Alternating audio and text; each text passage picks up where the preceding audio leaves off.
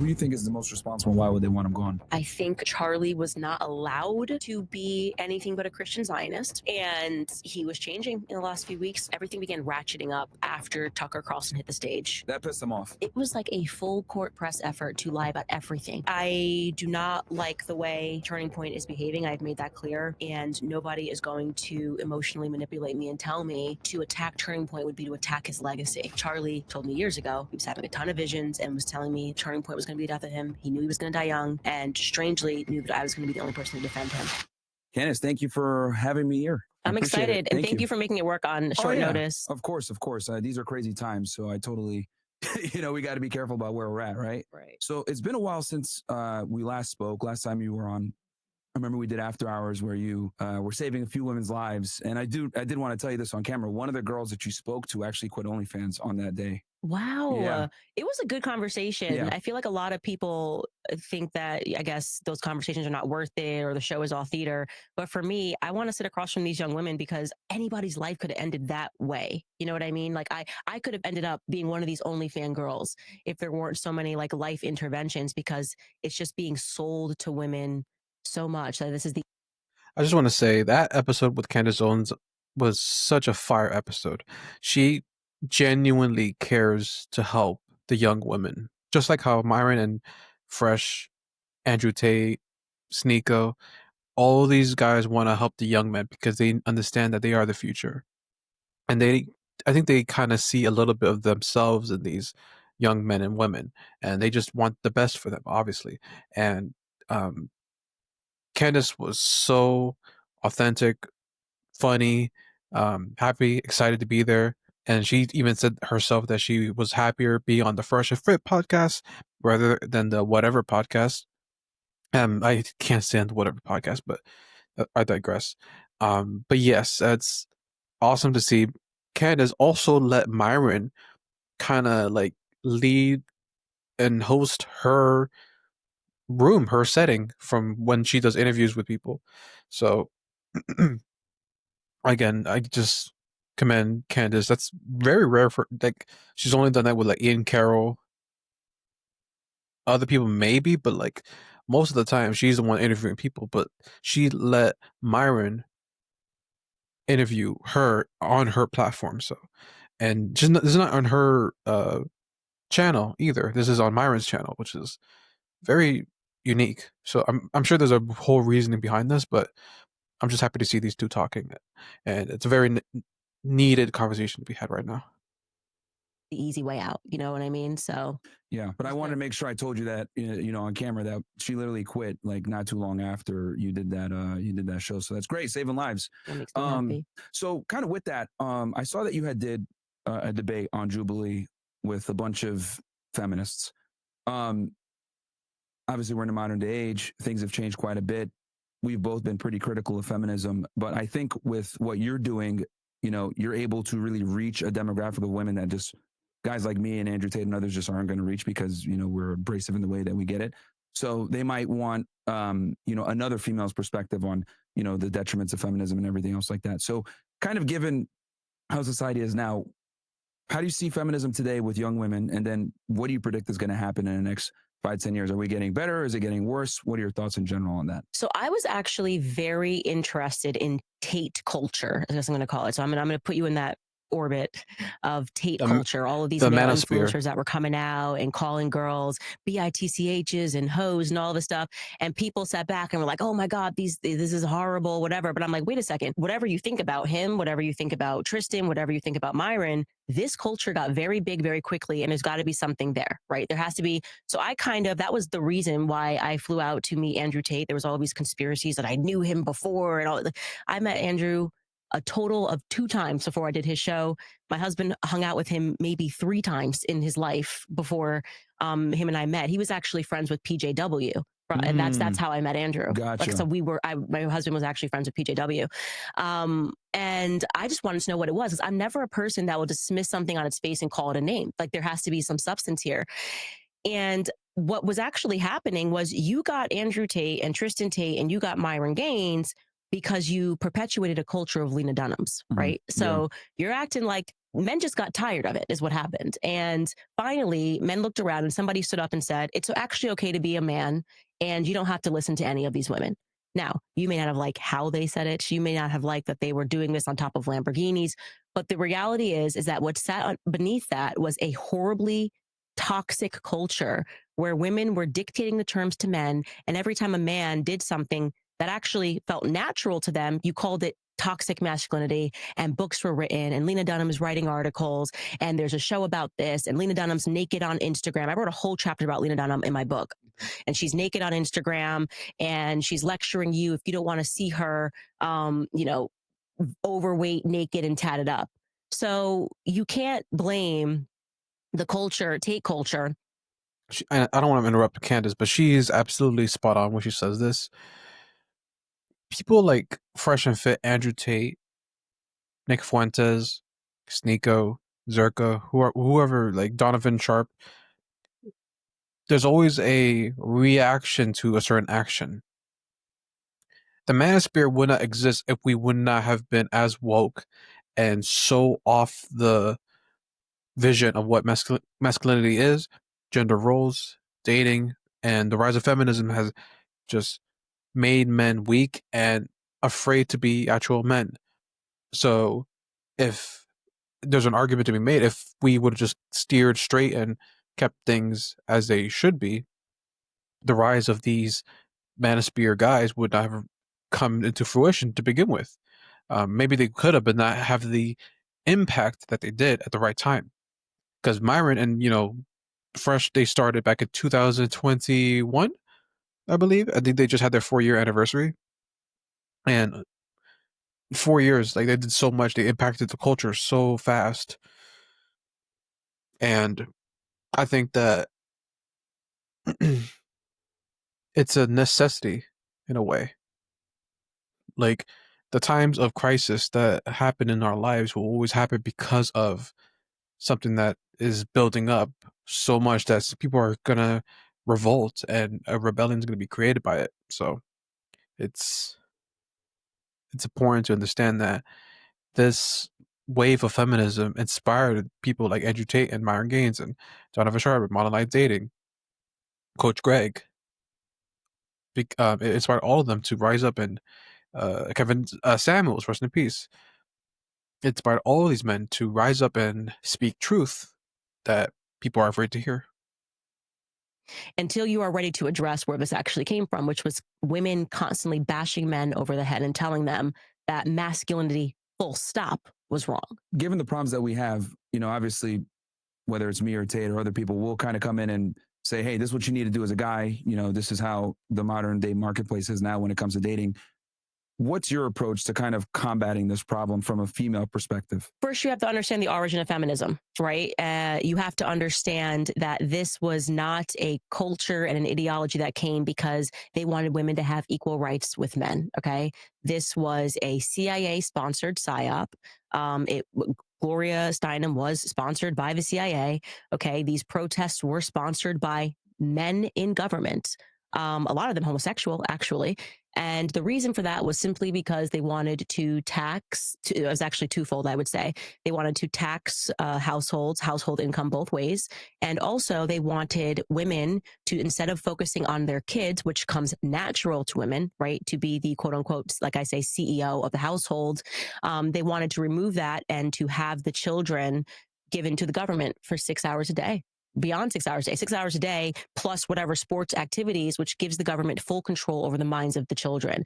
This came straight from the Pale of Settlement. After they assassinated the Tsar, you had these Jewish women like Emma Goldman, who came over to America. Emma Goldman was the mentor to what's her face from Planned Parenthood. I'm blanking on her name for a moment. I'm going to say Margaret Sanger.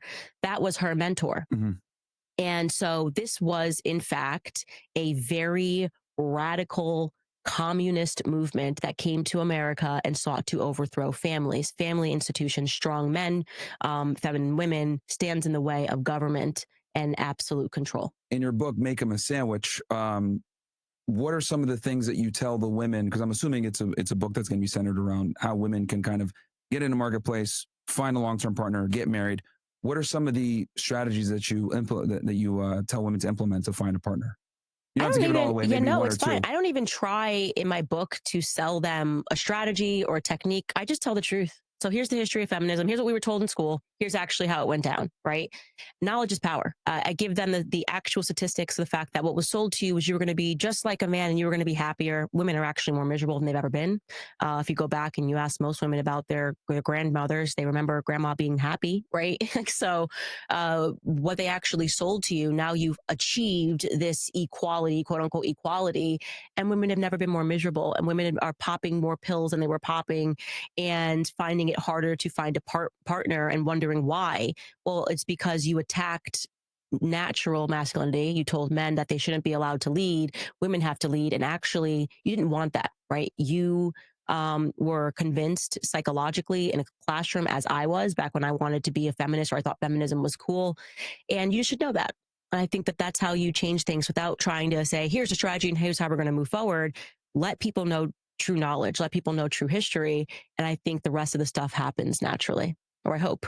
For you on your journey, when did you figure out that feminism was a lie? Like, was there a certain event that triggered it that you were like, holy crap, this is yes? I actually tell the story in this book. I think I do, actually. I think it's in this book, or it's in my last book, actually. It's in Blackout, of this teacher that I had.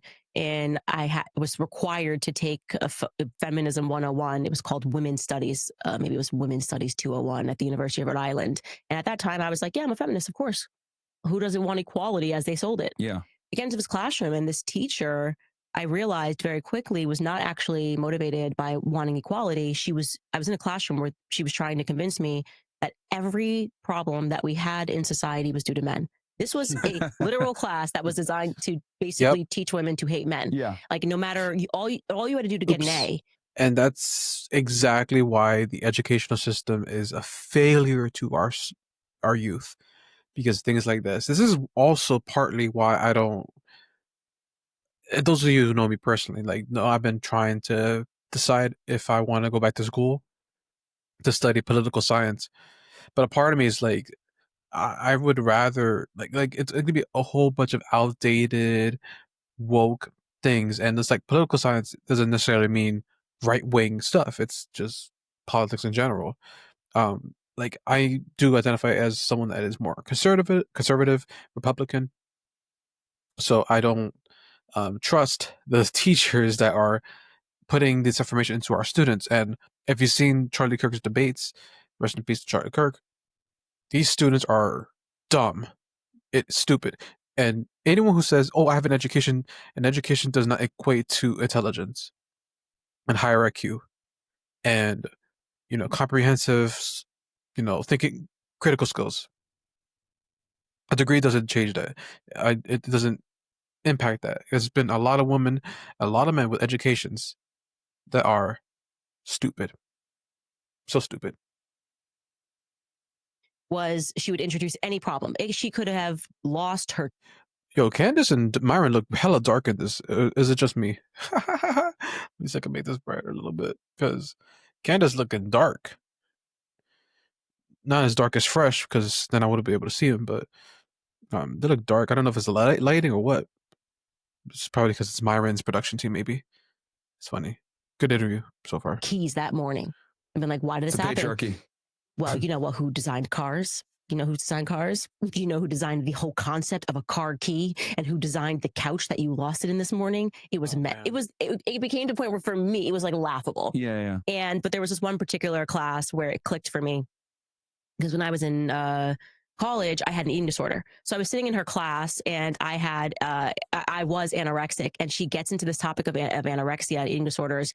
And she gave us some statistic about the percentage of women that have eating disorders. And I'm making this up now, but it was something like 80% of people who have eating disorders are women. And she asked the class, why is that? And we were supposed to say, and she did say, that it was because men control the advertising agency and men want women to be skinny.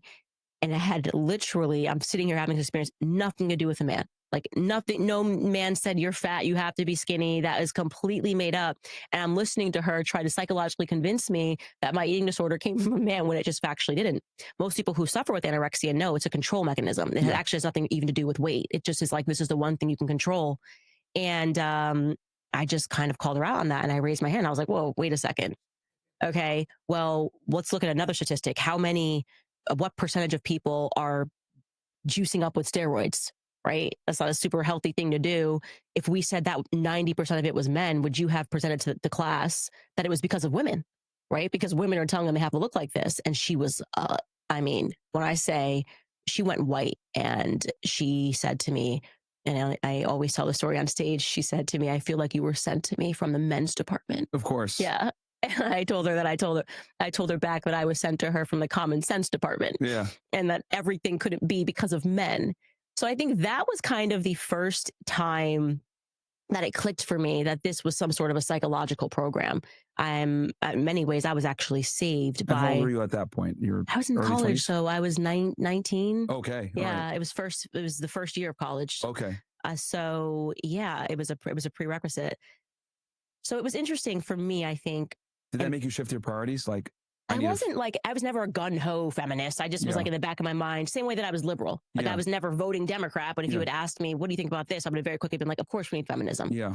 And then I was kind of thinking, man, these women are really annoying in this classroom. Because then there were the majors that were there, you know, the people, these women that were tatted up and like growing their armpit hair out. You know, we had those people in class and I was like, I don't like any of these people. So it made me think that there was something more to the feminist movement, I think, which was indoctrination. Interesting. Okay. So I think you've been able to do what every woman dreams of: have a family, have children, have your dream man, but simultaneously being able to also, run a business and do what you want to do. And I noticed when you were debating on Jubilee, some of them tried to say, oh, well, you're a hypocrite. You're over here talking about feminism being bad, blah, blah, blah, blah, blah.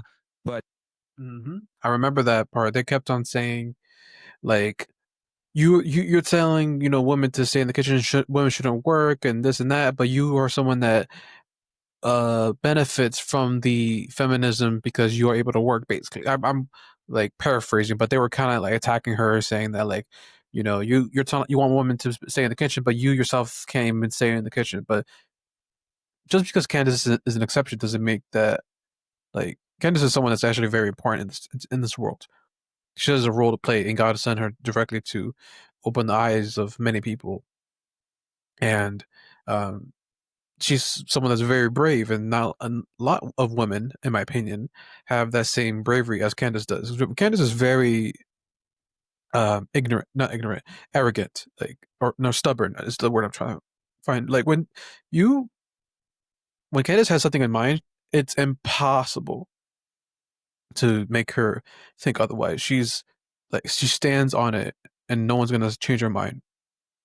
I think she herself said that the only person that could possibly convince her to to calm down, or maybe that's not a good direction to go in, is her husband, and that's something I highly respect a lot. But yeah, they kept on trying to attack her, saying that like, you benefit from the the hierarchy. You're a woman, yet you work. You don't even like do this. It's like, how do you know? Candace, you think she does her show like a couple times a week, and she still takes care of her kids, and she takes care of her husband, and in charge of the household. It's like, what? It's just, Candace is a, like, I don't even know how to describe it. Like, it's like Candace is legit. Like, this is not me trying to gas her up too much, because I have a lot of respect for her. I hope to meet her one day. I would rather meet Candace than Cardi B and all these celebrities and Beyonce. I don't care about any of them. I'd rather meet Candace personally. But Candace, she's an exception to the rule. But just because like Candace is able to do certain things and have that flexibility, the fact that her husband gives her that option to do whatever she wants. She doesn't have to do this if she doesn't want to, but her husband allows her to. And there's a certain level of trust that's given because most women don't want to work. They don't want to put themselves out there. They just want to stay home and be a stay-at-home wife, or think that their value is based off of their money and income, resources, all that stuff. That's not the case. And Candace is, oh, that's what I was saying. Candace is legit every dream man's like ideal woman. Someone's feminine, someone's funny, submissive, understand that, someone that's smart. That's another thing. Myself, I want a smart woman that is able to have critical thinking skills. And Candace is special. She is. Sorry. You obviously have a lot of things set up where you maximize your ability to be with your family, right? You do your show, get out of there, spend time with your family. What would you say to the people that sit there and try to call you a hypocrite because, you're successful in your own right, but you've been able to also balance a family, which many women can't do. They want to do it, but they can't do it. What would your response be to those critics? First and foremost, do not allow people to rule you by exceptions. What I mean by that is, it is such a mistake to look at my life and to say, Candace did this, and so therefore I can do this. My life is actually exceptional, right? We are sitting in my house. I do things on my own terms. I wake up in the morning. I get to homeschool my kids, right? I'm homeschooling my children for hours. That's now very important to me. I get beautiful. I was thinking the same. If I ever have kids, I'm not gonna send them to the public school system. I would have them be homeschooled. Like those are who you're like, but like, what if they can't socialize? I don't want them to be around a bunch of like retards and idiots and kids who are just going to be a bad influence to them. I want them to live their life with purpose and not be bullied and have those woke ideologies spin on them, because that's what these schools are. Most of them are liberal, and I don't need those ideologies to be messaged down to my kids. That's stupid. Like, again, Candace, everything she says is just, I just, God bless her husband. Bless him. Get to do a podcast from home, and I am actually doing something that I enjoy, right? What is the number one thing? If you find any woman that makes it and she's successful, what is she doing? She's tapping into her femininity, communication. Women communicate more than men. I have a whole chapter on this. If you have a daughter and a son, you know this. Girls start speaking faster, and we will speak more words from men for the rest of our lives. And when you actually look, and I ask people in this chapter, if I ask you the question right now, who is the most successful man in the world? Just give me your answer. If you have to name a couple of them. I was going to say, like, from a financial perspective? Yeah, sure. Full stop. If I said who's the most successful man in the world, you could say like the richest guy in the world, who would be Elon, even though it pains me to say that. But okay, but that's the right. You would say Elon, or you would say something based on meritocracy, finances, and you would status. say Jeff Bezos. Precisely. Everyone would say the same answers, right? Yeah. If I ask you who is the most successful woman in the world, what would you say? That's where it gets right. I see what you're saying. Like, what is it? Like, off the top of your mind, like what are the names that come to your mind? Yeah, it's an ambiguous, like, Candace Owens. Okay, well, are we going to go off career? Are we going to go off where? But most people would say like Taylor Swift or Oprah. Beyonce. These women are nowhere near the richest women in the world. Nobody knows the name of the richest woman in the world. And so I go about through this in my chapter. Yeah, you'd say Beyonce. I'm like, these are the names that you would say off the top of your head if I asked you who's the most successful. Nobody knows. Everybody knows the names of the most the richest men in the world, and yet nobody knows the names of the richest women in the world. Good right? Point. And nobody knows the names of them. And the answer is a Russian woman. And I talk about this in my book. I'm like, nobody knows her name. And why is that? Because nobody cares about a woman's income. A woman's value is not based off her resources and money and status. If anything, it turns guys off even more if they see a woman that's independent and has money and stuff like that. That's completely such a turn off. And another thing against the billionaire women that, because I know what's her name, Rihanna is a billionaire. Rihanna, Beyonce, Oprah, Michelle Obama, I think, is pretty successful herself. Maybe she's a billionaire too. I don't know. But when I think of successful women or that high value woman, I think of the women the women that are loyal to their husbands, who are married, that have children, that love being a wife, love being a mother. Those are the successful women that exist in the world. Like, Elon is the most successful financially, but is he happy? I don't know. And he has like, 5 different baby moms. And he's like, what, 20 kids? And one of them is a transgender. So I don't think success is based off of a man's income necessarily. The women that you do name actually all tapped into their femininity. Taylor Swift was writing songs about relationships. Mm-hmm. She was writing songs about looking for love. Mm-hmm. She said, F the patriarchy. Remember to this. Oprah was communicating to the housewife, right? She was speaking about issues. They're tapping in actually to the one thing that actually you think they're standing against. Oh, they're the ultimate feminists. No, they tapped into their femininity and found success, actually. And women do not, when we think about success, we don't measure it in terms of finances. That's why these women, we think, are the most quote unquote successful women in the world. Mm-hmm. Whereas men naturally think finances. Oh, it's Jeff Bezos, it's Elon Musk. So I do a chapter and I speak about that in my book about who the richest woman in the world is. And then the next 10 women who are the richest in the world are all rich because of who they divorced, mm-hmm. right? Yep. Yeah. So yep, what is the picture that we're recognizing here? Mm-hmm. We don't measure success in the same terms as men measure success, nor should we.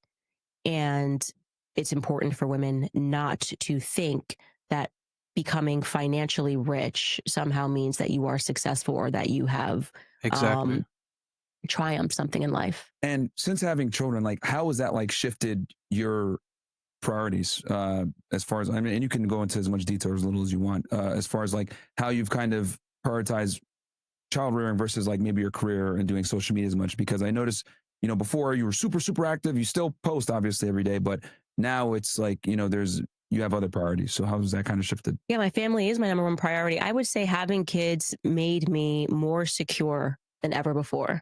I just don't care about the noise. None of it matters anymore. And also, I have real stake in this fight. Before, these were just ideas. America shouldn't be run like this. This is why, this is what's bad.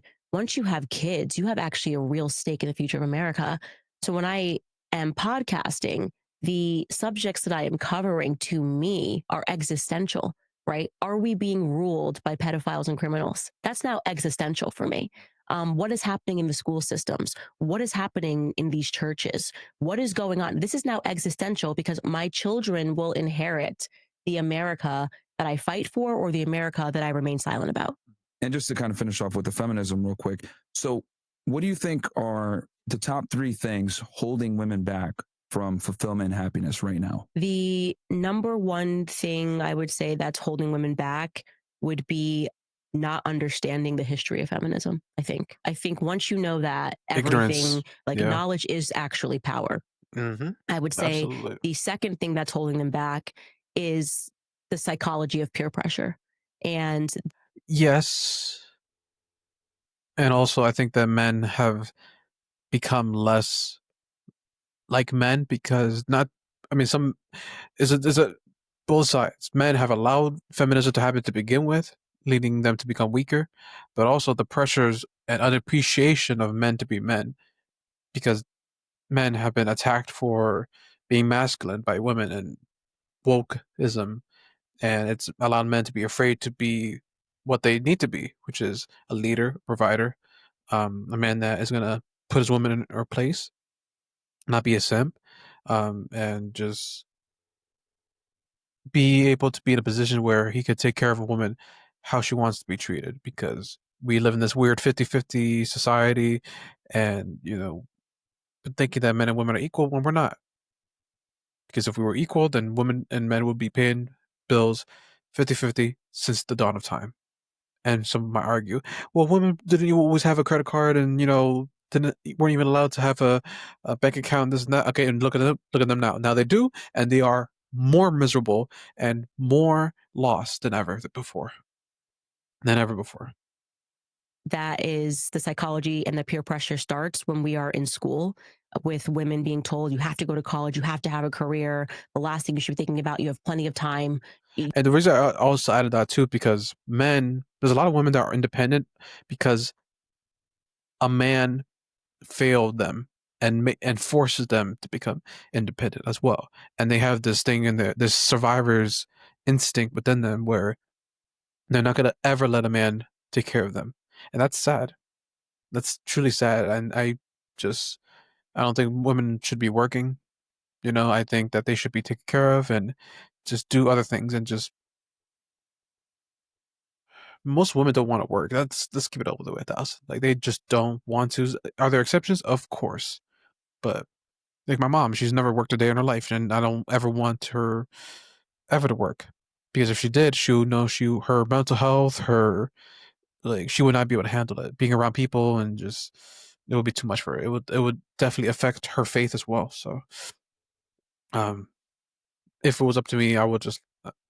I mean, I would allow women the opportunity and the option if they want to work, obviously, but it's a very difficult. We've become so like we've gone downhill so far that it's hard to fix it now. It's very hard. You don't actually have plenty of time, biologically speaking. You literally don't have plenty of time. Men might have plenty of time, biologically speaking, but your body is telling you don't.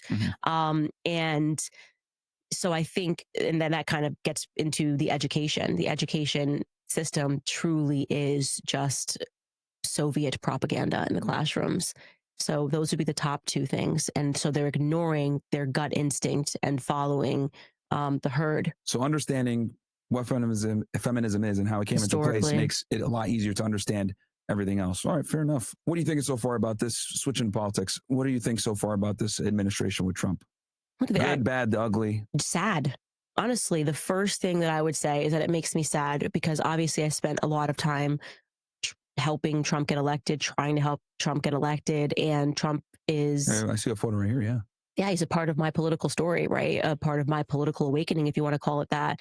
And it feels to me like when he said, what Epstein files, are we still talking about the Epstein files? It was just like we were so close. We did everything we could. And we were supposed to be fighting a swamp. And then what happened? What the Loch Ness monster, which is Israel, rose up and swallowed our hero whole. So it makes me sad. And I think we all can very clearly see what has happened on the basis of who is now supporting him. The literal Never Trump movement is now supporting Trump and telling us that we're radicals, the people who initially supported Trump. So there's been a complete flip, and they're trying to use this mechanism of psychology to convince us, oh, we just got here, but we noticed this rot, which is the original MAGA movement. It's completely ridiculous. Their tactics aren't working. I hate to keep pausing, but yeah, I get it. Trump, his first, year back, it's still like a C plus. Right now, the House of Representatives approved with a majority vote by both the left and the right to release the Epstein files. And that's going to be passed on to the Senate for them to approve it. And then Trump will have to sign there's a car outside. And Trump will have to sign the bill to allow the files to be released. And that was something that Trump campaigned on, the release of the Epstein files, the JFK files, the Martin Luther King files, because he ran on transparency. We're going to be transparent with the American people. And when he said that what Epstein file, that was weird. It was very weird. I'm like, I think that list. I'm still hesitant right now to see if that ever comes to the limelight, because there's a lot of hands in regard to connections with Epstein, with Israel. There's a lot of things. I'm not gonna go deep into it because I don't want to get banned, but it's the truth. There's a lot of and the people think that Israel has Trump. They're puppeteering him and everything, and after his assassination attempt, it seems like that certain things are different. That whole thing with Israel and Iran was another proof of like, wow. I remember Dave Smith said that Trump should be, taken out of office because of that. And I get it. And Candace is someone that big Trump supporter. Nick Fuentes also kind of steered away from the Trump support as well. But yeah.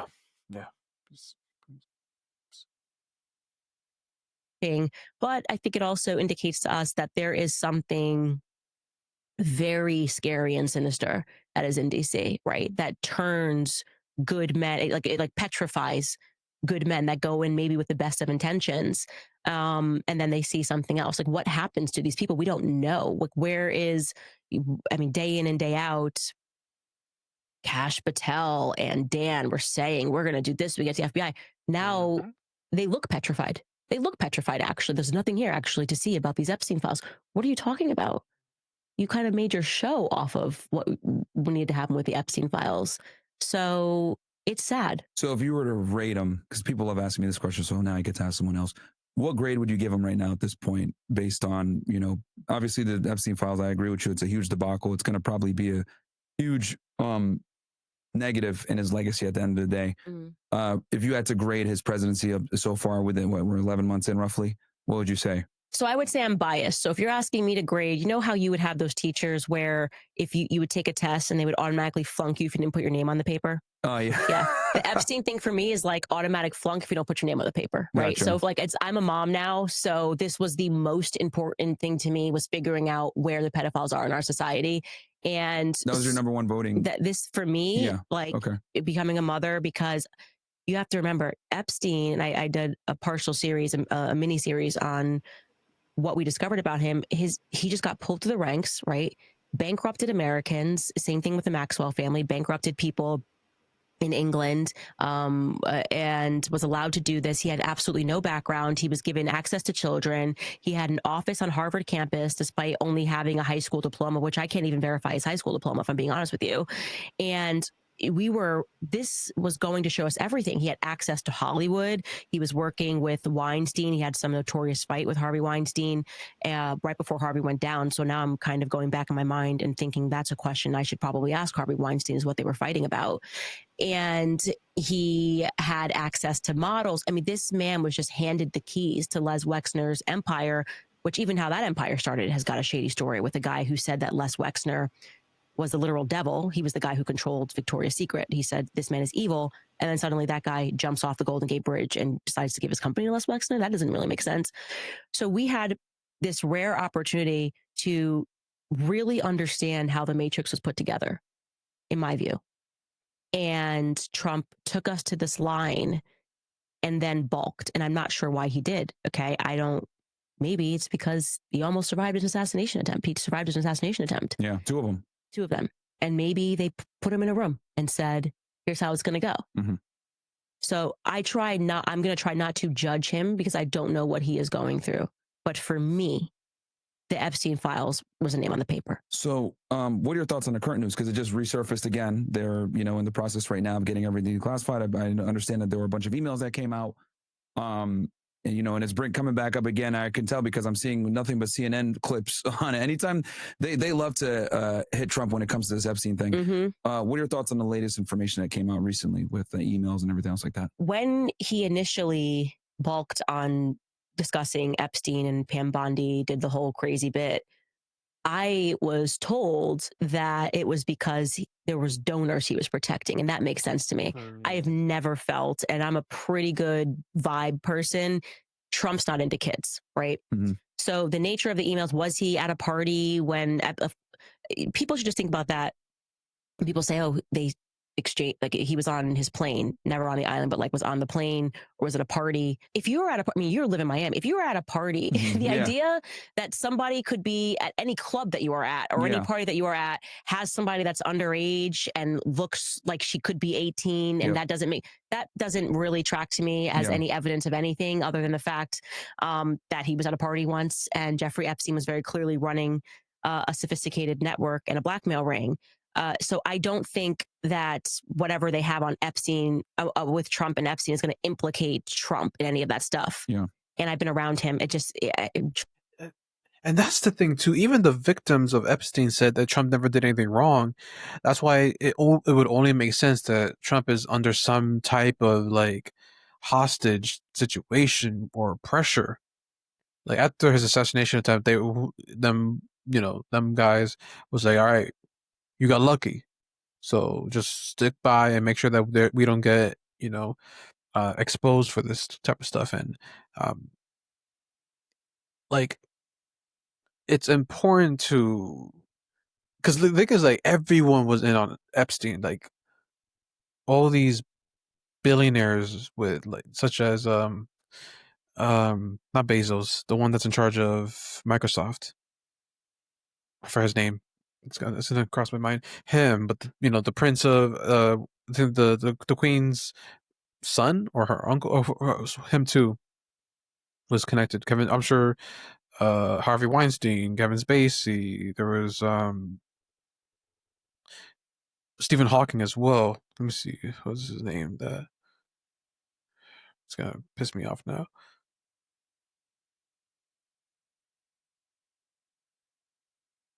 I mean, he's the current one, but I'm talking about the one before him. Jesus Christ. I'm gonna admit. Bill Gates has connections to Epstein. That's the one I'm thinking of. And it's like, it would only make sense. That's the reason why Trump is under this pressure and why he's been so supportive of Israel. And Israel just continues to embarrass us and have us by the balls right now. It's annoying. It's frustrating. And it makes him seem like he's contradicting things. Don't get me wrong, there's a lot of things Trump is doing right, but that part of the Epstein files, and again, the Democrats are such hypocrites too, because you want to talk about the Epstein files when you had Biden in office for 4 years. Not once did y'all prioritize the Epstein files being released. All of a sudden, Trump doesn't want to release it now. It's like you, Kamala, and Crooked Joe, Sleepy Joe, could have been released the files. Why didn't they?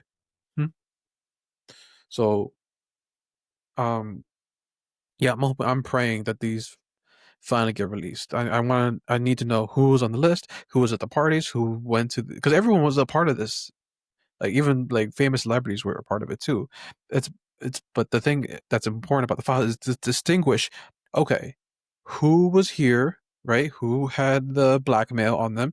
Who was the ones that was messing around with the kids, and who was not? That's why these files are very, very important. And Trump never gave me that vibe either. Like he's like, oh, I want to touch little kids. I think he's more of a womanizer. Gives me more of that vibe than like someone that wants to, touch kids. And when you see Trump's kids, they're all like smart, intelligent, and for the most part, like normal kids. He's actually a good father. So just want to give him that credit. Trump has a type.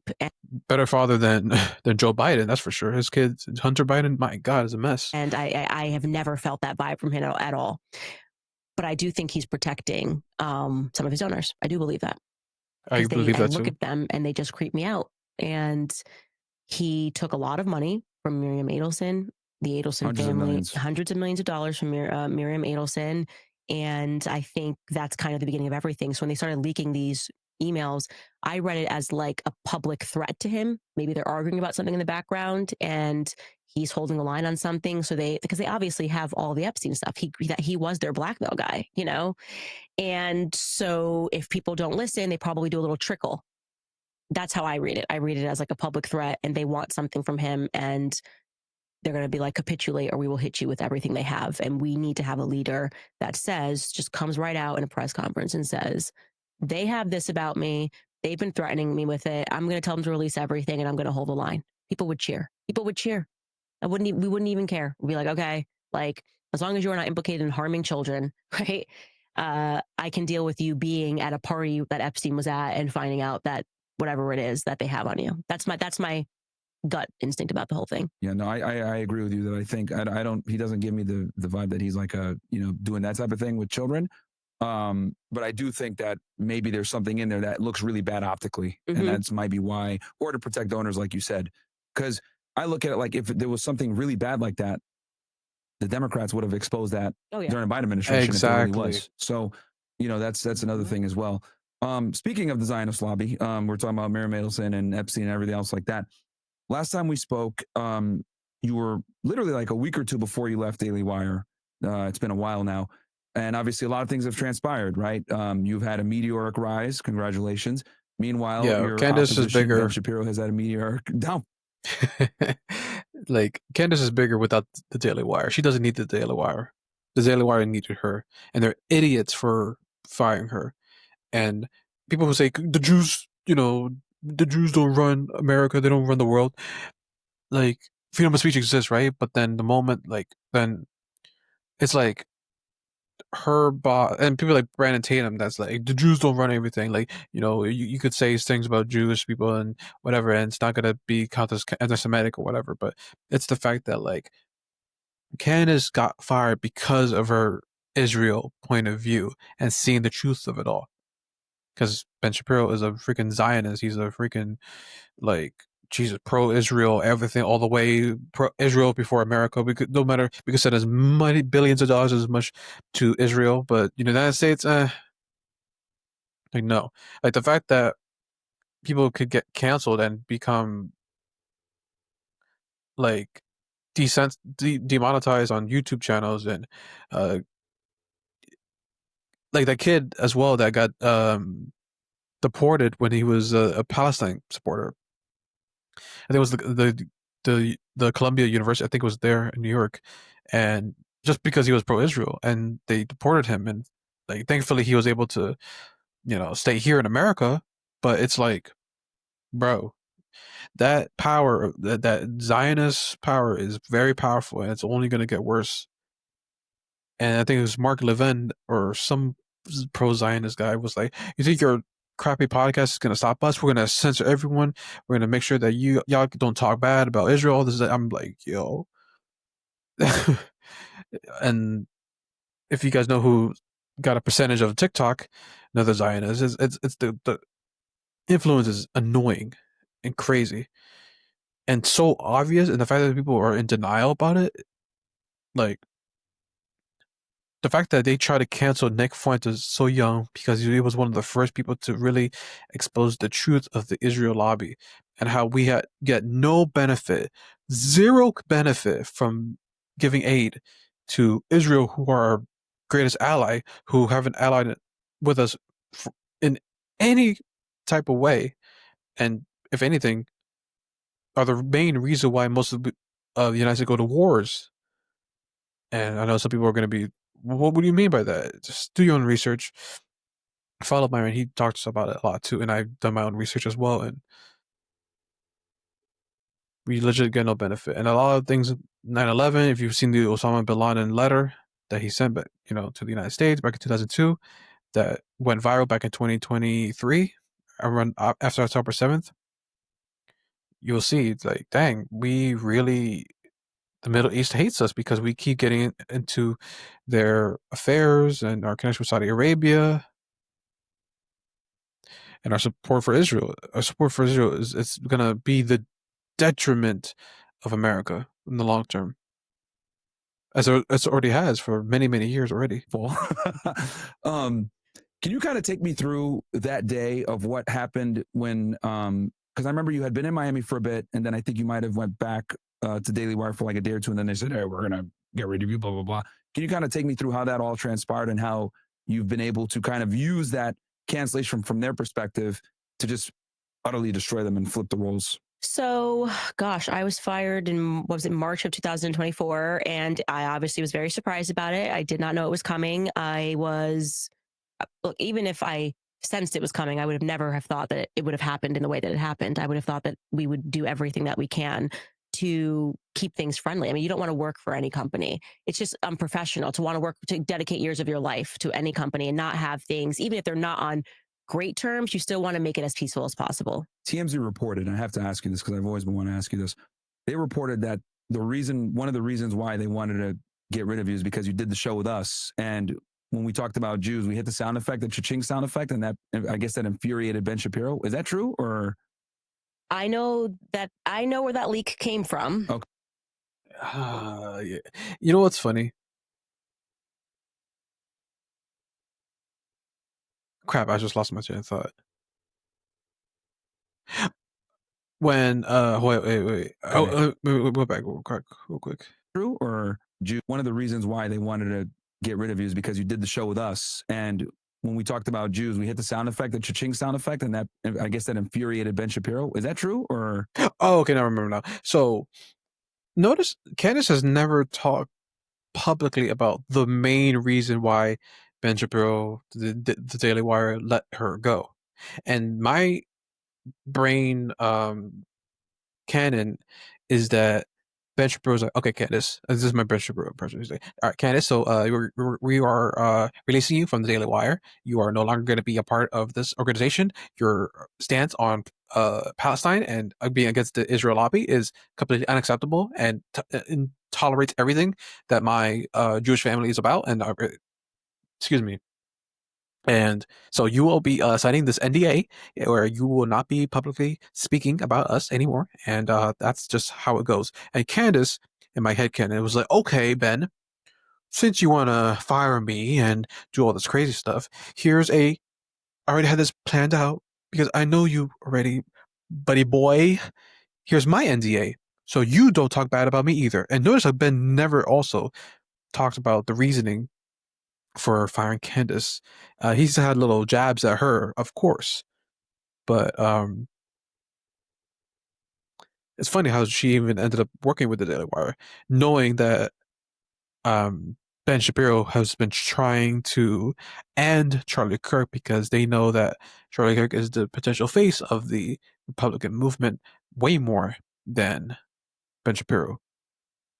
I think Ben Shapiro was very jealous, just like how he was jealous of Nick Fuentes and Andrew Tate and Myron Gaines, because they are speaking more to the young men more than old as Ben Shapiro. The Israel Wire, as I like to say. The Jewish Wire. Sorry. But yeah, I always had in my headcanon that she was forced to sign an NDA, and unfortunately that's the reason why she has not been able to speak about it publicly. But we all know the real reason why. Because she just sees the negative, ramifications of being pro-Israel. Basically, and Bishop was like, your opinion is different from mine. That's why Michael Knowles and Matt, what's his name? Matt Gates? No, Matt Walsh. Sorry, Michael Knowles and Matt Walsh.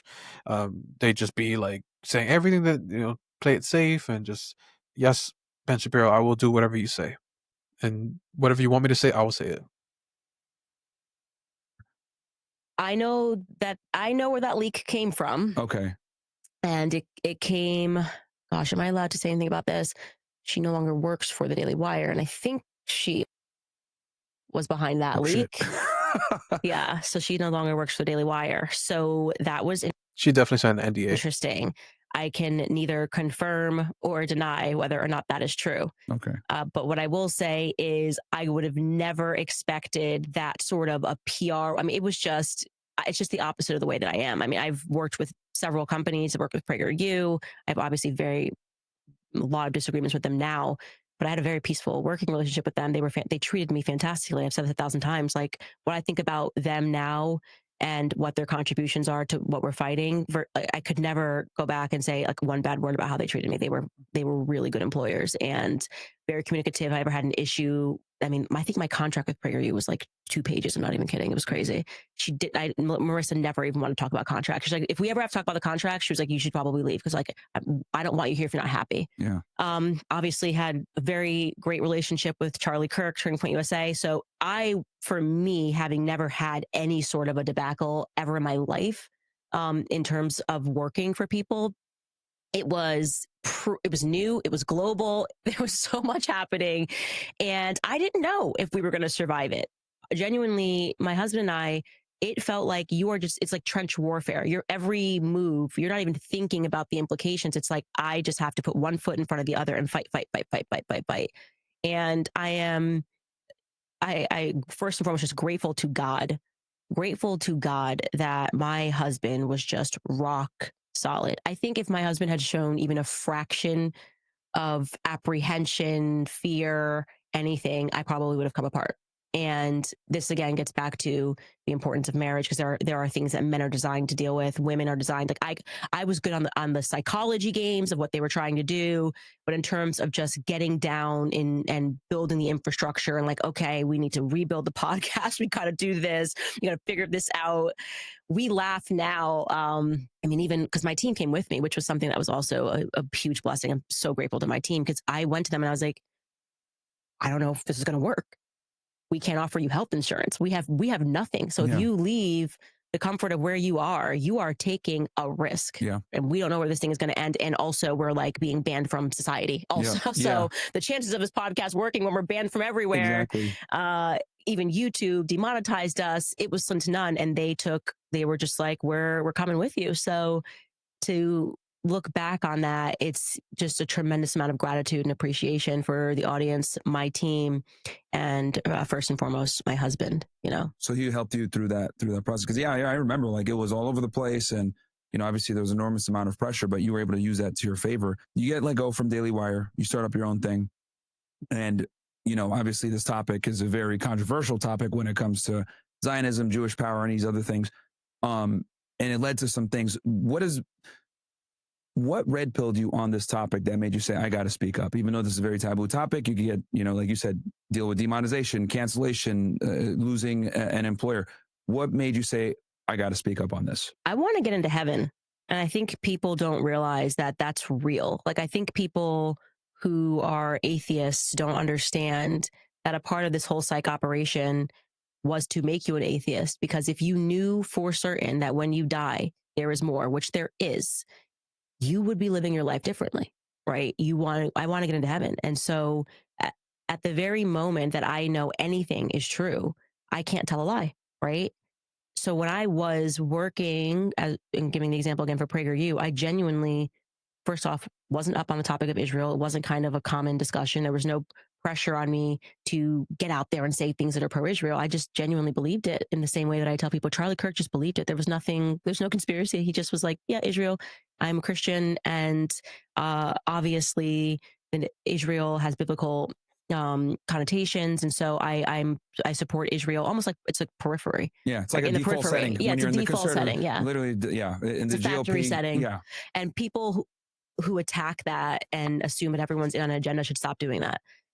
At the moment that it kind of became and I would say after October 7th, they were kind of demanding that you take a side. I watched Bassem Youssef. This was truly the mental turning point for me. He went on to Piers Morgan and it went viral. And he held up this paper where he showed how many deaths there were every year of Palestinians versus Israelis. I remember that. And I will never unsee that. And he was being totally a jackass about it. It was just kind of using humor, which is the best tool, and being like, so what's the equation of how many lives are worth? So I'm going, okay, so I'm supposed to believe these are the evil people. Yeah, I remember he talked about he had babies, and using what children as human shields, and he was talking about like so every one Israeli is worth like what 50,000 Palestinians, and he was like, so we need to kill at least, he was joking, but like not joking. I forgot what his exact wording was, but he was saying how so we got to kill as many Palestinians as because Ben Shapiro said we got to kill these sons of bees. It was a crazy interview, but it went viral for a reason, because people obviously it's a very the conflict with Israel and Gaza is such a very complicated thing, and it's good to see people bring it into conversation, because it's something, again, before October 7th, this was something that was very difficult to talk about. People, but this is how many people. And then I had Norm Finkelstein on my show at the Daily Wire, because I was like, let me go to someone who actually is not an anti-Semite, right? His parents survived the Holocaust, and he's a professor who was denied tenure for a ridiculous reason because he is committed to telling the truth about Gaza, and he wrote so many books on it. And that to me was like, wow. So that like red pilled you on the topic, like seeing the deaths and everything, because no one ever sees like the Palestinian perspective, because it's like almost like in America, well, especially if you're a conservative, the default setting is we support Israel unequivocally every single time, and you never even hear the other perspective. So, and I've said that too, like October 7th kind of opened up this discussion, whereas like I remember before it, like if you talked about it, you would get demonetized, banned. That's what got me demonetized was that topic, especially before October 7th. So you start talking about it. I remember you had debated a rabbi, I can't remember his name, A couple of them. There was Rabbi Shmuley, and then there was that idiot and the other who one. was, oh gosh, I have to remember his name. He was my favorite. Candace. Yeah. This is the worst anti-Semitism. He actually was low-key my favorite because he was so over the top. Oh, yeah. He was so over the top. And he was like, you can't even say, what was it, witches? Skylar, what was the name of that rabbi? Barclay. Barclay. That was his name. And I think that was one of your last debates you did on Daily Wire, too. I think you were still on the Daily Wire there. Did Ben ever like have a conversation with you about this, if you could disclose it? Like, no. he just like never talked to you in person about this. He just like trashed you. Because I remember seeing a clip of him like at some type of social gathering, like late in the year. I remember that year saying, "Oh yeah, I think what she's doing is, despicable, blah blah blah." But he had never had a conversation with you. No, and after that, we never had a conversation. Wow. So that happened, and that's we never had a conversation after that. So he didn't even have the decency to like figure out, hey, what's going on here, have a conversation. You're just like, I tried. Yeah. It never happened. So wow. Okay. So you got banned from Australia. Right, you got banned Great from transition. Australia. It's a gangster. And I was like, super bad. Because I people try to tell me like, because I talk about world Jewry being a thing and how, it's an international cabal that works together, for the betterment of Israel, and they're located all across the world. And I use that example of how they got you literally banned in Australia, even though they represent like 2% of the population. How did that even happen? Like, how'd you get notified? Like, how'd that even come about? I was going to tour in Australia, and the Zionist lobby found out, and they publicly posted. It was like the Zionist Organization of Australia, maybe it was ZOA, publicly posted this thing. Like their equivalent of APAC, right? Mm-hmm. Essentially. Yeah. It's another APAC. There's so many of Zionist organizations. And I will say, on the conservative side of Australia, the Jewish conservatives did also write a letter in support of me saying, like, we disagree with her, but she should be allowed to speak. But they were effectively the ADL, and they posted this thing and publicly said that I should not be allowed in. My rhetoric was dangerous. They lied and said that I said that Jews, what did they say that I said? That Jews drink the blood of children, which was, it's just like completely. The blood libel? It was unbelievable. I mean, the way that came about was me liking a tweet, literally a like of a tweet of a person who called out Rabbi Shmuley and said Rabbi Shmuley had told a huge lie about me. So they were replying to Rabbi Shmuley and said, you didn't include that she, and then like told the truth about what I said. And then they ended their thing with, are you drunk on Christian blood again? So me liking this tweet, yeah. They went full media press corps. I mean, it's just unbelievable. Candace says, I'm like, are you kidding me? It was so obvious why I liked this tweet. Like, this person debunked Rabbi Shmuley's lie, but this is how they lie. Yeah. This is how they lie. And they take everything literal. They take Even everything if it's hyperbole literally, or whatever. It's like, oh, look at you, vile anti-Semite. Yeah. And I'm like, obviously I like this tweet because he defended, like, he pointed out that Rabbi Shmuley told a ridiculous lie that had nothing to do with anything. Rabbi. Yeah. He said that my followers threatened to kill him or something very. And I remember when Rabbi Shmuley and Candace had that debate on Piers Morgan, like it was so funny how like he kept on like getting so emotional, and he was so triggered. He was saying a whole bunch of lies, and Candace was like, I remember there was one point where she was so over. She's like, hey, I'm talking. Stop speaking when I'm speaking. Don't interrupt me. Don't interrupt me. Yeah, Rabbi Shmuley is such a... Can't stand that guy. Can't stand him. Doesn't his daughter and him like sell dildos together? Like, this is disgusting. Serious. And he was like, you're showing this inbox. And didn't he try to sue you for that? No, he threatened to sue. Okay. And so, yeah, it was quite a time, but they successfully got me banned. I've never been in trouble, nothing. And they decided that I am too dangerous to speak in their country. So there are people that are drug dealers, that are rappers, and have done illegal activities that are not banned in other countries. But Candace, by using her, right of freedom of speech, is banned because of an opinion, perspective, ideology about Zionists and people of Israel. She didn't even say anything crazy. She just liked the tweet, and then that was like, oh, you're banned in Australia. At that point, it's like, okay, great. I don't even want to go to Australia anyway, with the kangaroos and the crocodile hunters and the crikey, mate. Yeah. So it's their loss. Their That loss. I still think, and this has been my belief, everything that is happening, God wants to happen. So when that happened, it was because Australians needed to understand something about their country. Mm-hmm. Because people who didn't like me, who didn't support me, or weren't conservative in their country kind of looked up and went, why is this like mom of 4 being banned from our country? No matter what I think about her, I certainly don't think she's a threat, that she shouldn't be allowed in. Like and we've got exactly literally people who have been accused of murder, people who have violated their visas in other countries, people that rap about murder are allowed in here. And you're telling me she's saying something that's so dangerous. And it, I think, contributed to more people listening to my podcast. What is she saying? exactly. So Yep. I do feel we are in this time where the more that they lie, it rebounds very quickly onto them and it creates more pressure against them. And they can't stop lying. So yeah, because you can never lie once, right? Like they always say, when you lie once, then you have to keep lying to perpetuate that same lie. Right.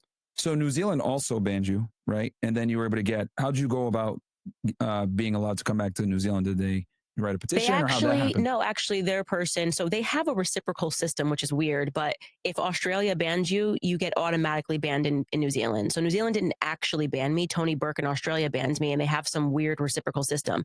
Then when they found out, their minister, and his name was Chris something, I should remember it, was like, I'm just against this, and he reversed it. Gotcha. Yeah, so he had the power to reverse it. So New Zealand actually stood firm on free speech. Okay, I didn't know that. So like basically when one party does something, the other one kind of reciprocates it, but they do have some type of veto power. Mm-hmm. What other ways, I guess, has the Zionist lobby came after you? I've seen ADL articles. I've seen SPLC, right? They target me too.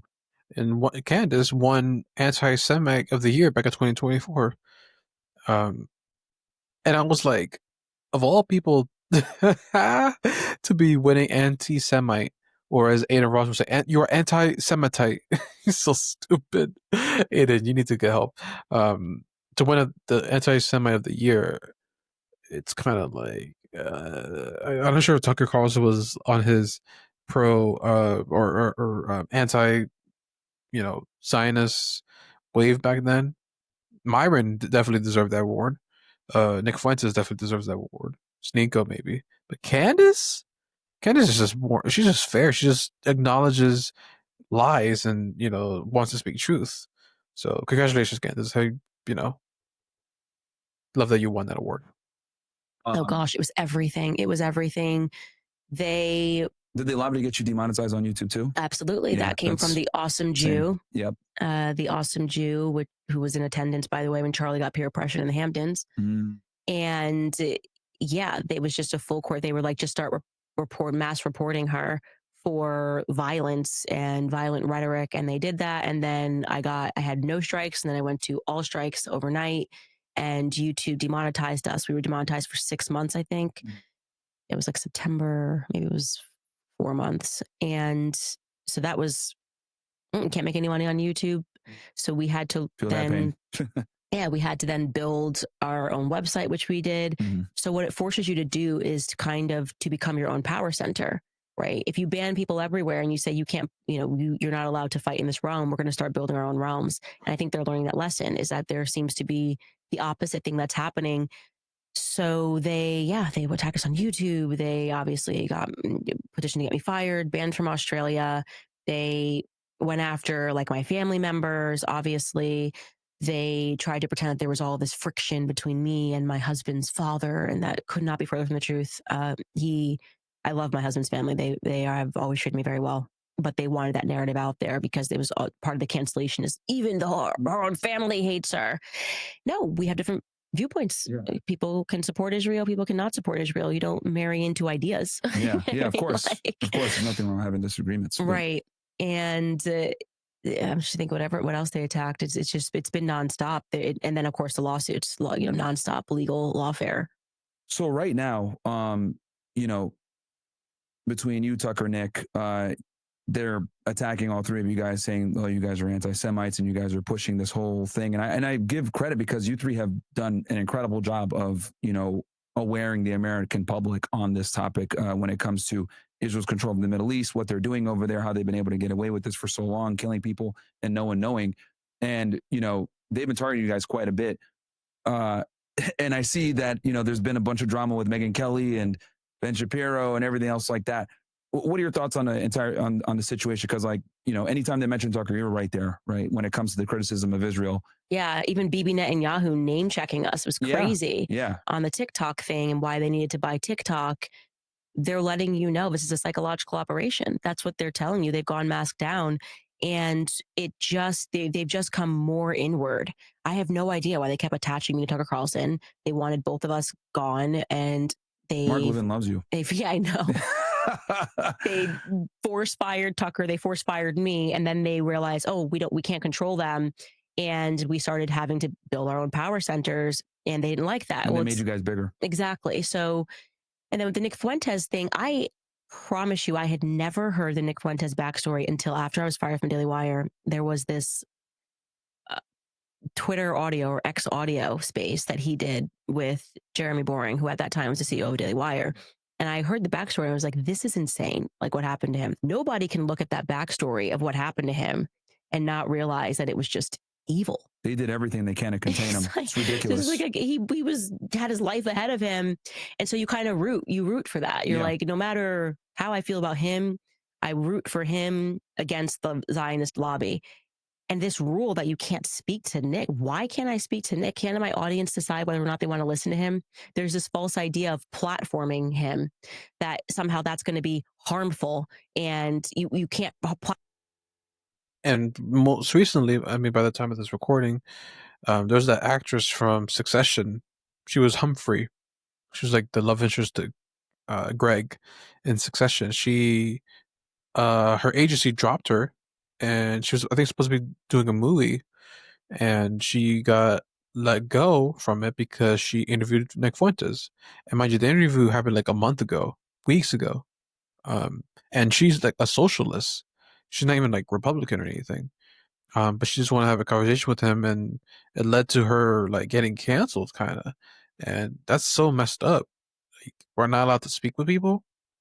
Our right of freedom of speech. And I think about the left, which is why I don't support them, is that they be picking and choosing when they want to use that freedom of speech. You know, when Charlie Kirk died, they celebrated, but then when Jimmy Kimmel got canceled, they were like, freedom of speech, he's, you know, we should bring him back and this and that, and they advocated for him. I've never seen the left give that much energy to a person who's trash, ever in my life.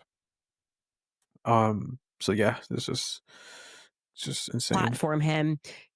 If I platform him and Nick seems likable, right? And then he goes on his show and he says horrific things, and my listeners then go over to his show, they're not going to keep listening to Nick. Yeah. They're actually then going to have questions about me. Yeah. Let the people decide. Let the people decide. Yeah. You don't get to think for people. Yeah. There's no such thing as platforming ideas. If people are following that idea, that is on the people. And they are smart enough to make their own decisions. I don't need to tell people to listen to Nick, to not listen to Nick, to platform Nick, to not platform Nick. If I want to talk to Nick, I'll talk to Nick. If I don't want to talk to Nick, I don't talk to Nick. And there's something about the true free markets that Zionists can't stand. They're constantly manipulating the markets so that people think that they are number one, and they're not. They actually require censorship in order for them to be number one. Yeah, yeah, and that's their game. And and you know, I seeing Ben Shapiro have a meltdown. You know, they had the Republican Jewish coalition a couple of weeks ago, and just saying like, oh, these people are platforming whatever. I find it interesting how like they never like, because when you guys, if you actually listen to the interviews that you guys do a lot of the times, it's like, oh, this makes perfect sense. I understand like why you have this worldview.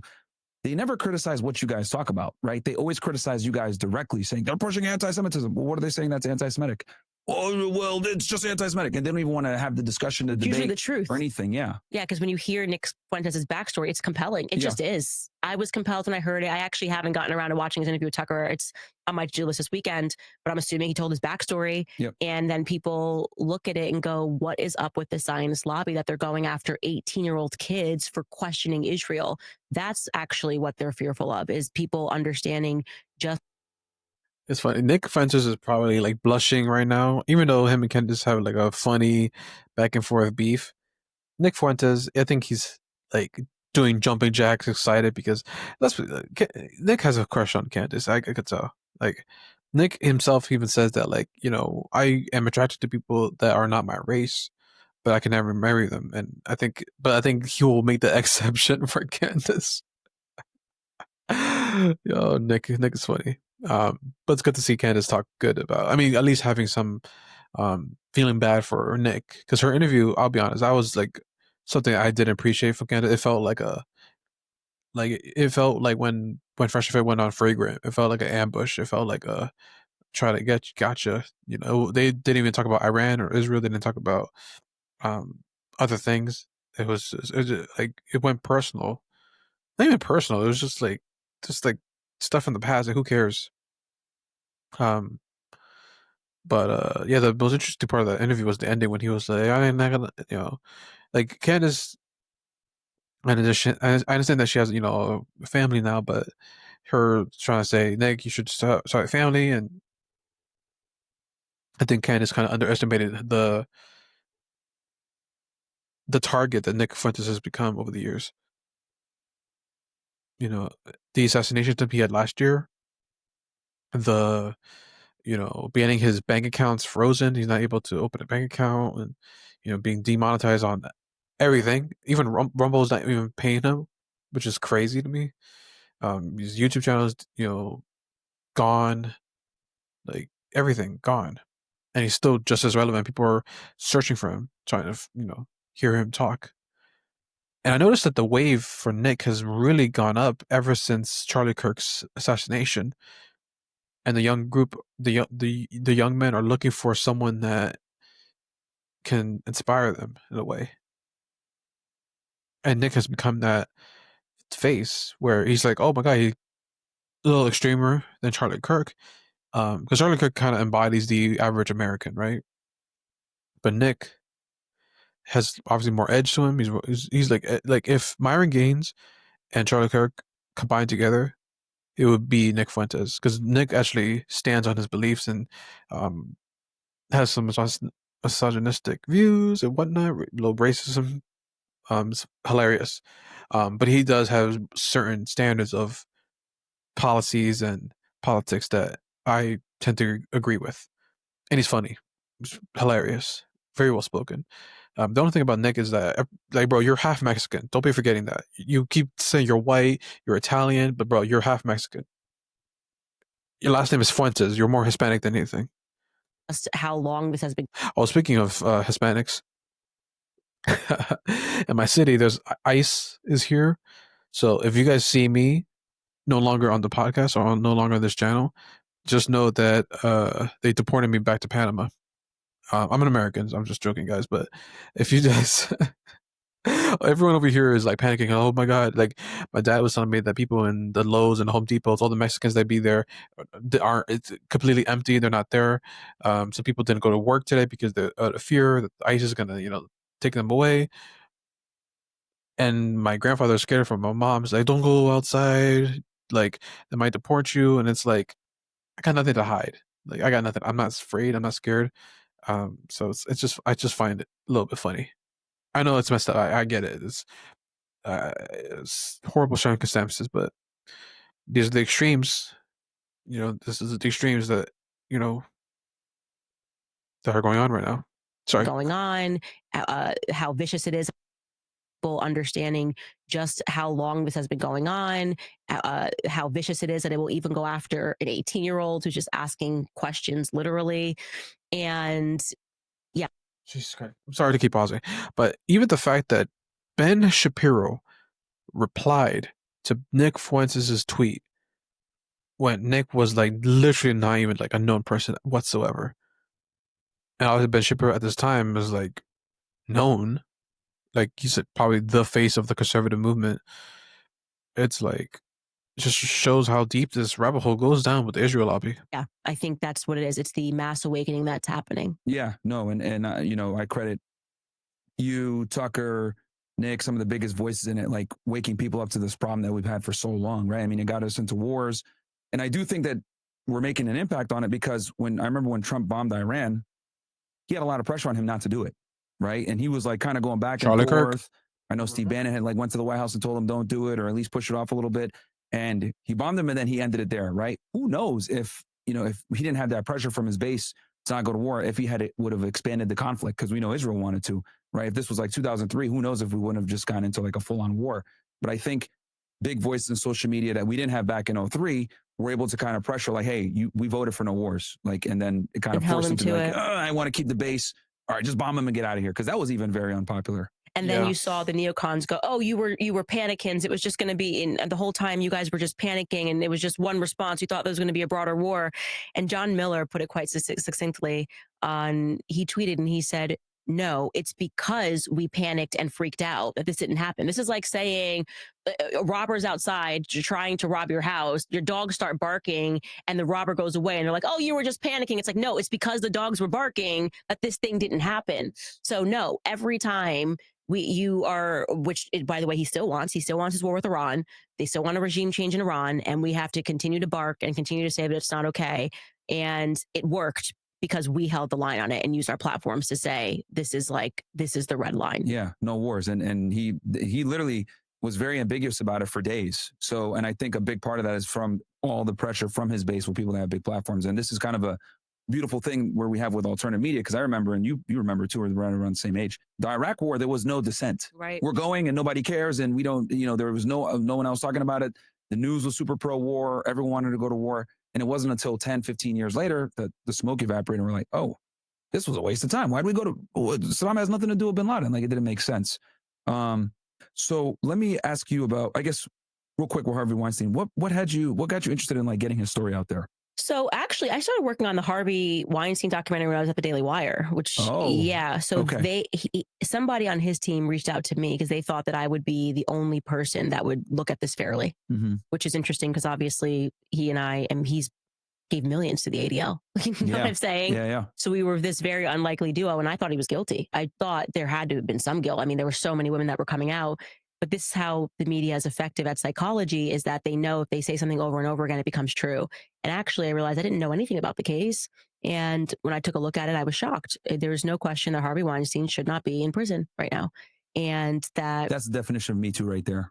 Yeah, they took him out. Yeah. He was the face of Me Too. Why they took him out, that part still is not clear to me, but it should terrify any woman, especially me who has 3 sons, that they can do that. I think Me Too, what it represented was hostile. And the biggest hypocrisy that I feel about the Me Too movement, especially with the Harvey Weinstein, because Harvey Weinstein was the domino effect with Armie Hammer. They tried to cancel Aziz Ansari. TJ Miller, I think, got canceled too. Kevin Spacey as well. Someone else. There's a whole bunch of men that got canceled. But my problem with the Me Too movement with regard to Harvey Weinstein is all these women who knew about his activities for years, right? And because obviously it was all consensual, because everyone knows that Hollywood is you sell your soul, right? In order to get these roles and to be a movie star. You want to be a movie star, you want to be a big shot, you gotta, do some type of stuff behind closed doors, sign an NDA, don't speak about this with anyone, and that's that. And we'll blackmail you in case if you ever speak up and say something that is not within our agenda. And so in my mind, I'm like, okay, wait a minute. So let's see. Someone like Nicole Kidman, that maybe she was I think she was a part of it too, but she spoke about Harvey Weinstein, did this, whatever, right? You knew about this back in the 90s that he was doing these things, and you knew full well these actresses that were on the rise, on the come up, and say nothing, and all these other women. So it's like, that's like you get you're an abuser. Let's say you got SA'd, and you still know the person, and you see a little girl that's about to meet this person. You know that she's gonna go through the same circumstance that you did years ago. You just allow it to happen. That for me is more evil than than that person still doing the same things, continuing it on. The fact that someone that knows the truth and they still allow things to happen, that is evil. And that was my biggest problem with the Me Too movement. And I didn't do enough research on the Harvey Weinstein case that Candace did. There's so many things Candace did, the Macron and the Charlie Kirk stuff and the Weinstein case, right? But based off what I heard and seen from what I saw, is that most of the women were doing things that were consensual towards Harvey Weinstein. Degenerate, yes, it's kind of like Diddy. Like, most of it was consensual. The stuff with the escorts and everything was all consensual. He paid them. So in the fact that he was found only guilty of basically just transporting them, even though that was all not Candace. Cassie that did the plans to fly out all these escorts over to their, for the freak offs. That's basically what they were saying. Well, that's what Candace was saying. So it's like, it just pissed me off. Sorry, let's continue. Takeovers of companies, that's kind of a theme, right? If you start to go back, you look at from Michael Jackson to Kanye to Britney Spears, these are hostile takeovers of companies. And I think Me Too was a proliferation where they hostilely took over a bunch of companies. And that's my instinct about it. And he was big. So maybe he wasn't playing ball. I actually do now have it on my mind that I want to ask him about this argument he had with Jeffrey Epstein that I learned about.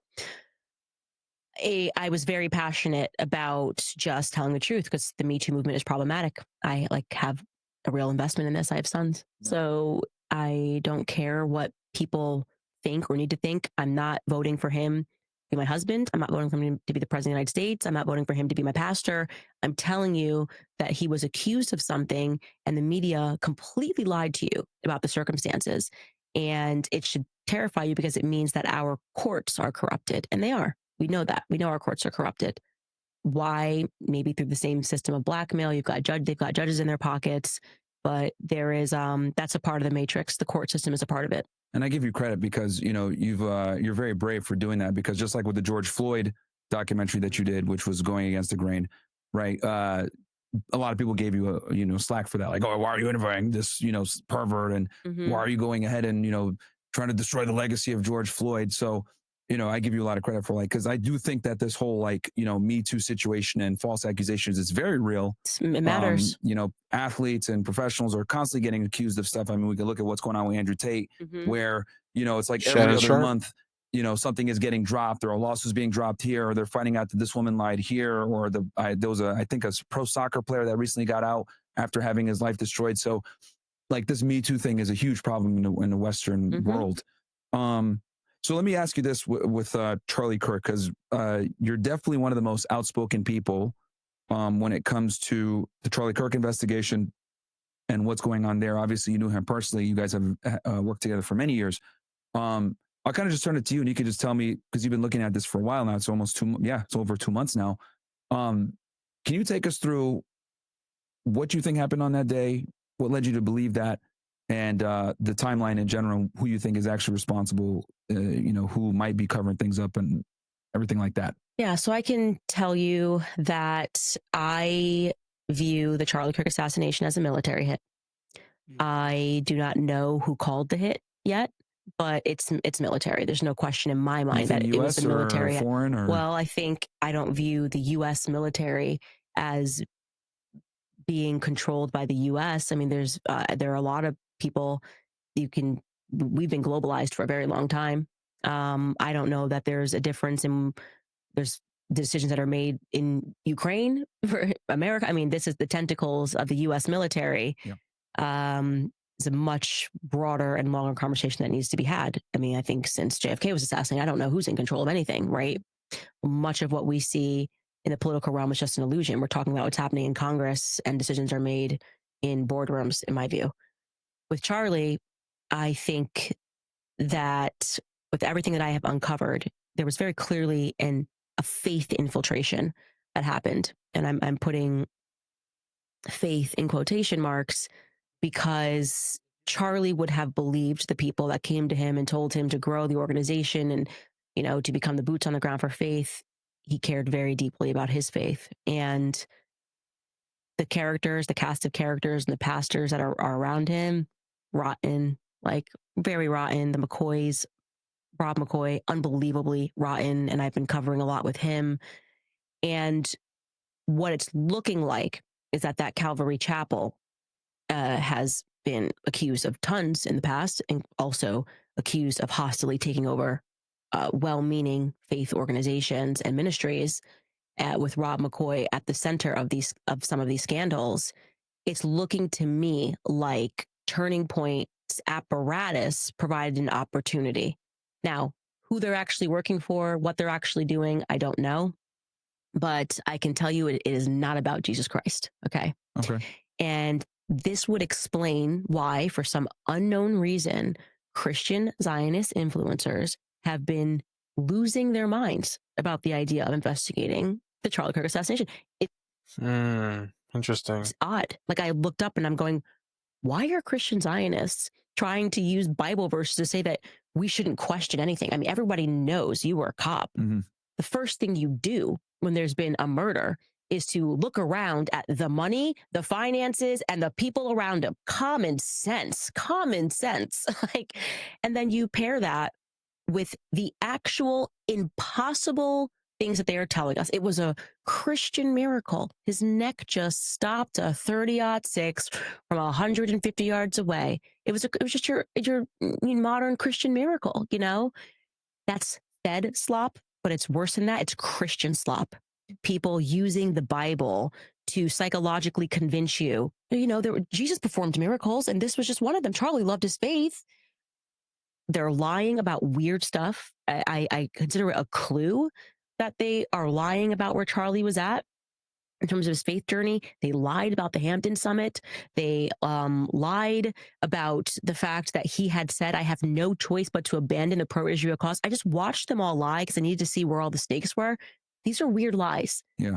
The one thing that connects all of these lies is faith. So that's where the focus of my investigation is right now.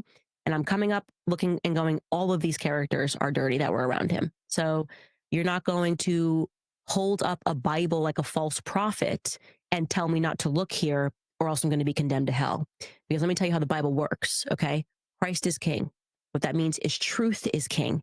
And if anybody is using the Bible to tell you not to pursue truth, you are dealing with somebody who is manipulating you. Who do you think, I guess, I know you said the people around him, but who do you think is the most responsible? Why would they want him gone? I think Charlie was not allowed to be anything but a Christian Zionist.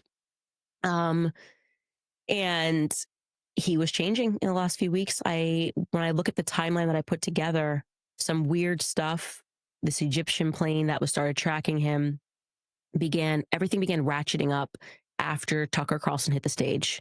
And with Dave Smith. Mm-hmm. Oh, yeah, I was there for that. Yeah. That pissed them off. That was a something. Yeah. So I think Charlie was done, as Megan showed the video. He was telling Tucker to go max. All of the things that they lied about, we've now proven. And why were they lying about it? That's why this is the thing. Why lie if you have nothing to cover up? That's my common sense here. You only lie because you have something to cover up. No matter what the lie is, you only lie because there's something that you're hiding.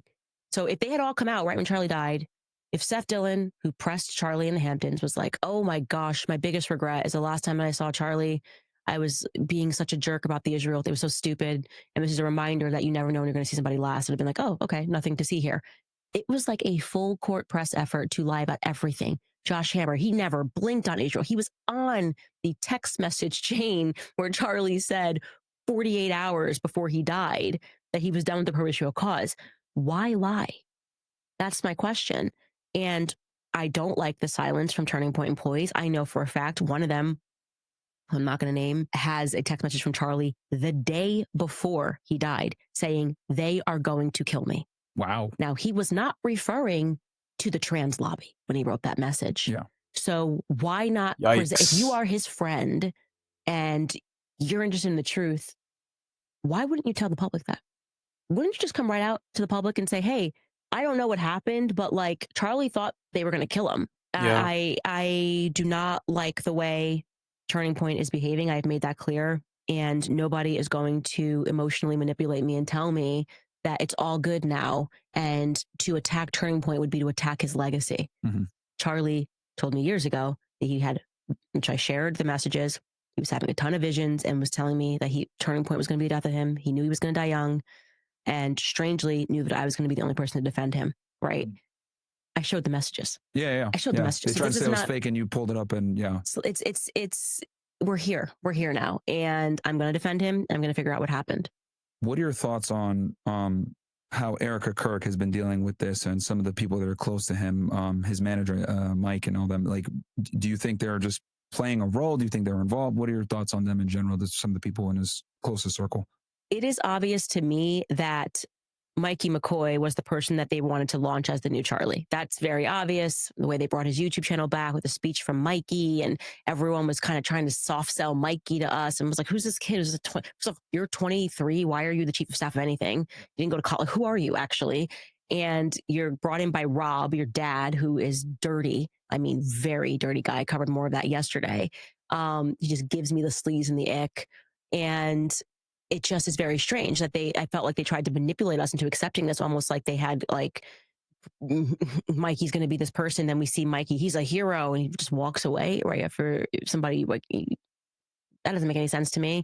And yeah, with Erica, a lot of people on the internet have been going into her past, going into her parents' past, and just speaking about these things. Israel defense contractors, parents, stuff like that. Yeah, I've seen all of that. I respond to that on my show, and what I've said to everybody is I'm starting with what happened on that day, what happened leading up to his assassination, and the people that catch my attention are people who are telling verifiable lies. Okay.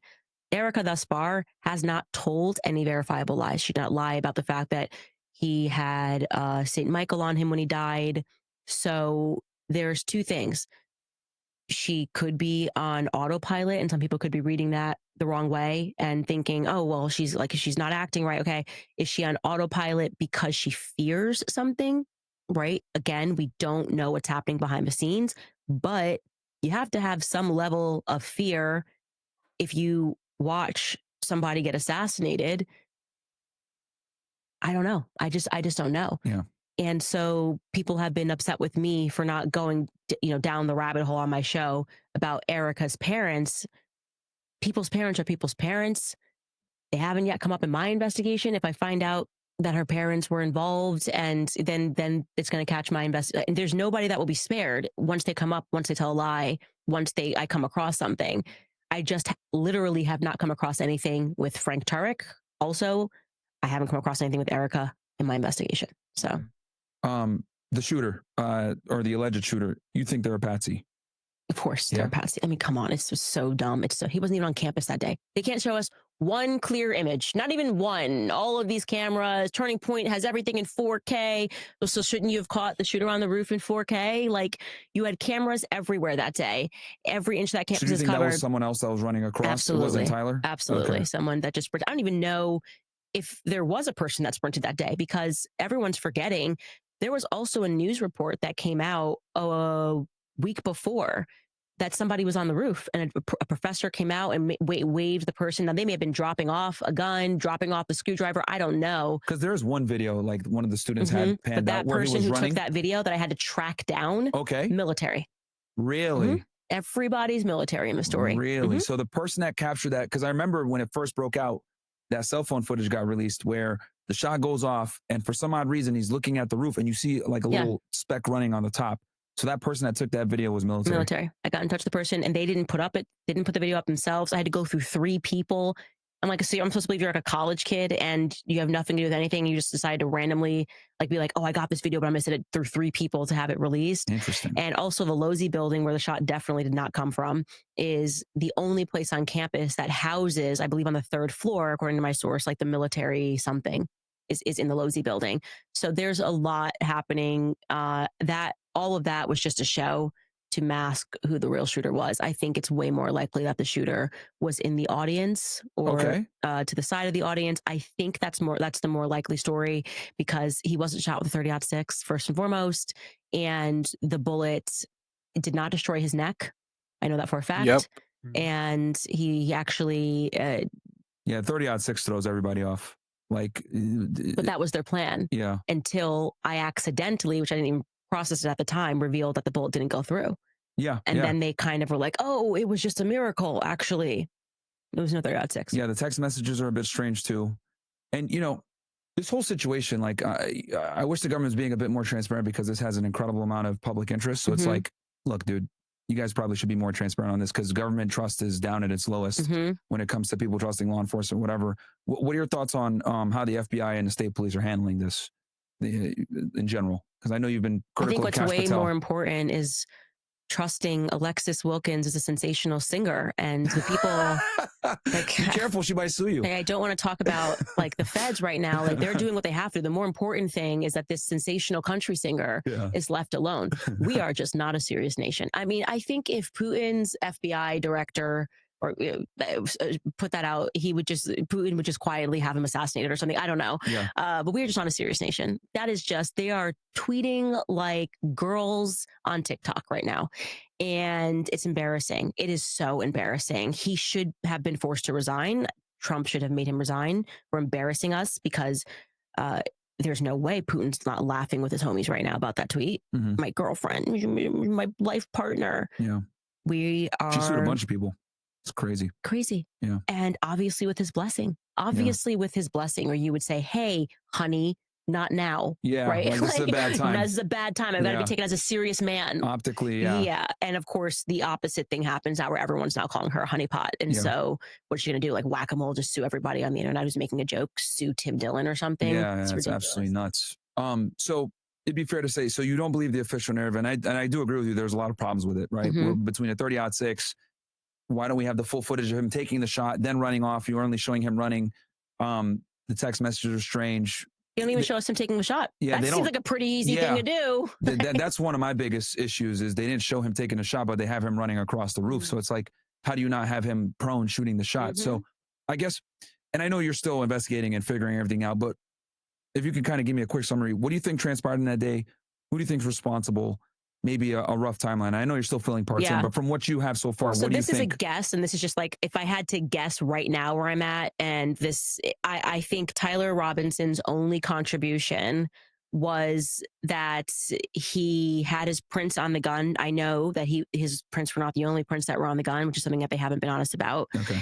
I would suspect that the his only role, DNA on that too and stuff. Yeah, I think Lance Twiggs is much more involved. I don't think he took the shot either, but I think he's more involved. I think that Tyler Robinson's, all of these people that were involved that day got swept up in pedophile stuff, from George Zinn, the guy that cheered, his father is also a pedophile. The guy next, I mean, the whole thing is like, it was an operation with blackmailed people. The Zinn guy was at 9/11 too. Weird. Yeah. I mean, just unbelievable. And again, more of a marker that this was like a blackmail operation. Also, Zinn told a nurse that he was being paid. He didn't know how he was going to be paid for doing that after. So he was supposed to be another patsy.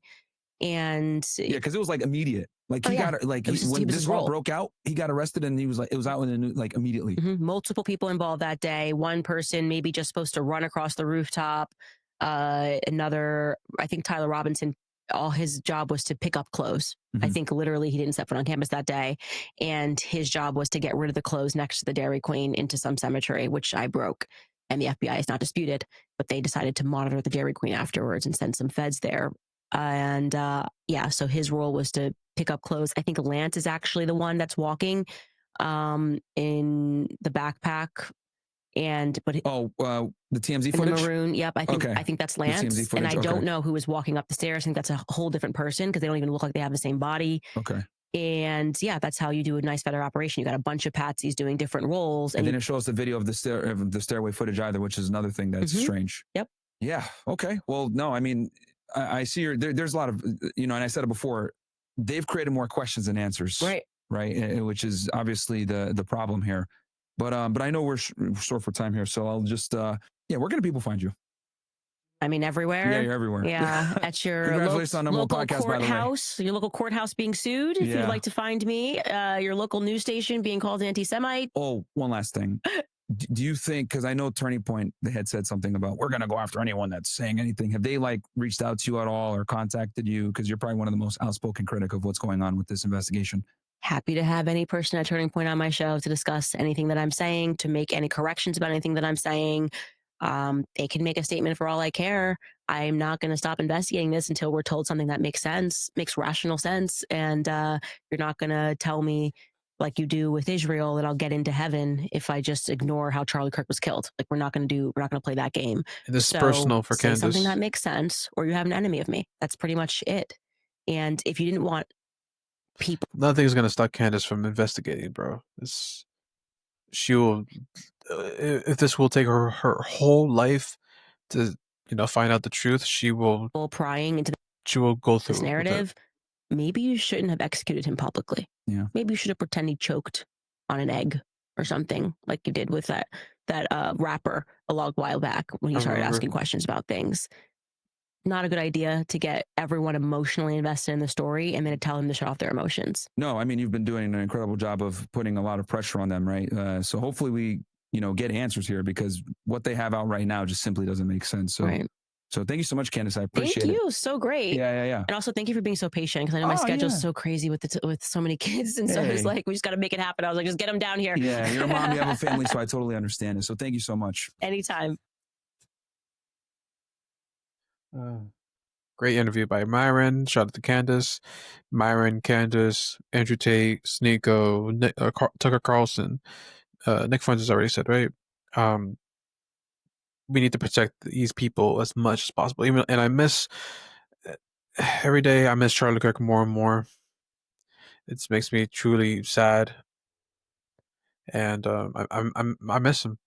I miss his debates. He's the only Andrew Wilson I said were the two best debaters on the right wing. Andrew Wilson now is like up there with Nick Fuentes and Myron as the best debaters, and Ben Shapiro, Michael Knowles, and Matt Walsh will never debate them on Israel because they're cowards, and they know that the pro-Israel stance is a